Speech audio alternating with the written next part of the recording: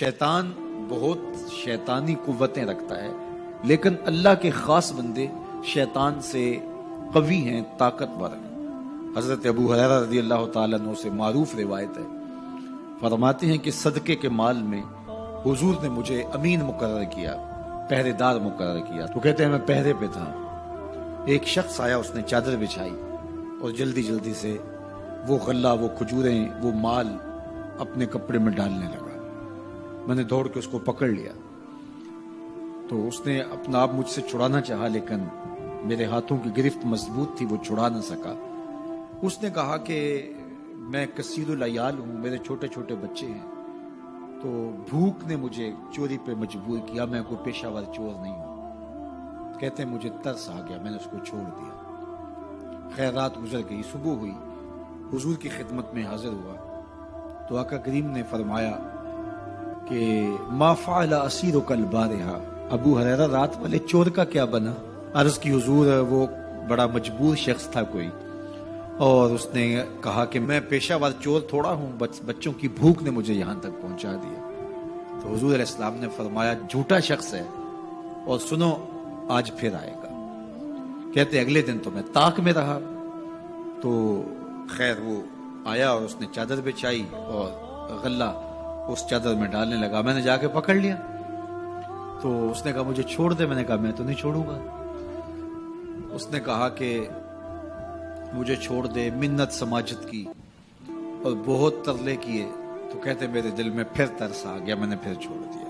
میں پھر حضور کی خدمت میں آیا تو حضور نے فرمایا ما فعل اسیرک البارحہ، رات والے چور کا کیا بنا؟ میں نے کہا حضور وہ آیا اور اس نے کہا میں کثیر العیال ہوں، مجھے پھر ترس آ گیا، میں نے چھوڑ دیا۔ فرمایا جھوٹا آدمی ہے، اور سنو آج پھر آئے گا۔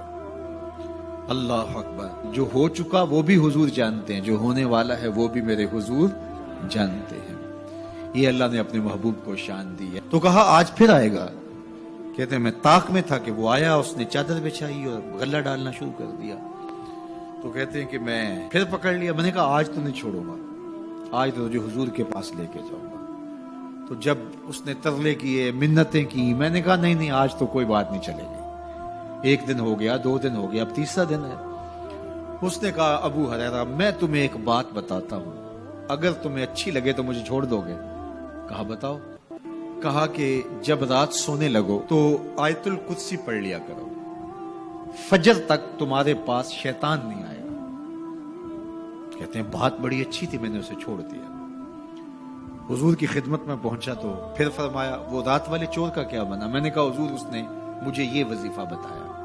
حضور نے فرمایا بندہ تو جھوٹا ہی تھا، لیکن بات سچی بتا گیا۔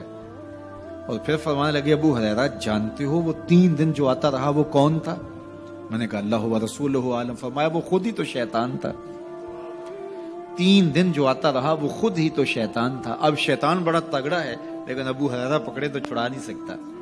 یار ابو ہریرہ پکڑے تو شیطان چھڑا نہ سکے، اگر حضرت عمر پکڑ لیں تو یہاں تو آ گیا نا، حضرت عمر کے سامنے تو آنے کی ہمت بھی نہیں کرتا۔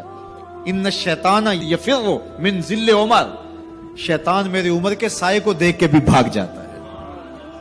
تو شیطان بڑا طاقتور ہے، بڑا قوی صحیح، لیکن اللہ کے مخلص بندوں کے مقابلے میں وہ بہت کمزور ہے۔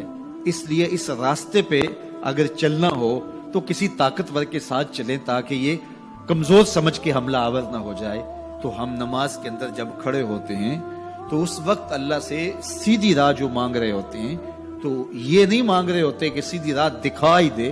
ہم دیکھ چکے ہیں حضور کے صدقے سے، تبھی تو کلمہ پڑھا ہے۔ سیدھی راہ دیکھ چکے ہیں تبھی تو وضو کیا ہے۔ سیدھی راہ دیکھ چکے ہیں تبھی تو کانوں تک ہاتھ لگا کے ہاتھ باندھے